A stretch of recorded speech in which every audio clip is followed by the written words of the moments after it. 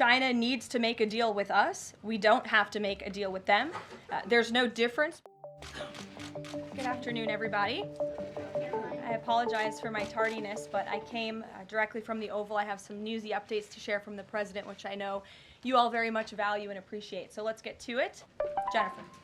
One on tariffs and one on Russia. Can you give us any sort of an update on which deals are in hand or are close? Which countries are reaching a deal on tariffs?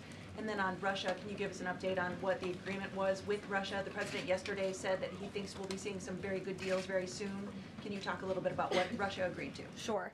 I don't want to get ahead of our United States Trade Ambassador and Secretary of Commerce, the Secretary of Treasury, all the great individuals who are working incredibly hard to cut these good trade deals. And the president's deeply involved in this as well. He has made it clear to his trade team he wants to personally sign off on all of these deals too. And so I don't want to get ahead of them on announcements. But obviously, as you've heard from numerous administration officials, there have been many talks with countries. We've had more than 15 deals, pieces of paper put on the table, proposals that are actively being considered, and as we've said consistently, more than 75 countries have reached out. So there's a lot of work to do. We very much understand that, but we do believe that we can announce some deals very soon. And then on Russia, can you say, did Russia agree to anything with Special Envoy Steve Witkoff? I don't want to get ahead of those negotiations as well. What I can tell you is that they were a productive conversation was had. As the presidential envoy Steve Witkoff said last night, he believes that Russia wants to end this war, and the president believes that as well. There is incentive for Russia to end this war, and perhaps that could be economic partnerships with the United States, but we need to see a ceasefire first, and the president and the presidential envoy Witkoff made that very clear to the Russians.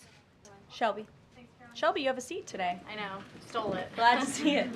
Two quick ones on TikTok. First, is the president expecting to extend the TikTok ban that's now June 19th if China doesn't come to the table in time?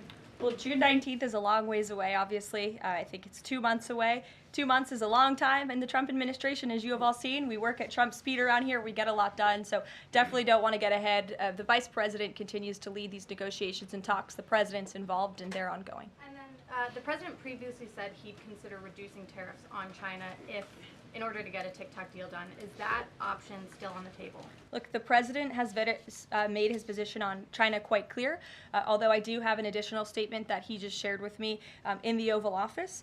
The ball is in China's court. China needs to make a deal with us. We don't have to make a deal with them. There's no difference between China and any other country except they are much larger. And China wants what we have, what every country wants, what we have, the American consumer. Or to put it another way, they need our money. So the president, again, has made it quite clear that he's open to a deal with China, but China needs to make a deanna with the United States of America. Deanna, go ahead. And on China, this last week, Chinese officials were posting videos on, social media sites depicting a Trump, J.D. Vance, Elon Musk, in AI-generated videos working in factories, putting together Nike shoes and iPhones and products like that. Does the White House, have they seen these videos? Do you guys have a response to that? I have seen the videos. I'm not sure who made the videos or if we can verify the authenticity, but whoever made it clearly does not see the potential of the American worker, the American workforce. The president believes in the American people, and he knows that we have the best not only consumer base in the world, but also the best workforce in the world, and that's why he's so focused on bringing investments home and shoring up our critical supply chains and bolstering our manufacturing here as well.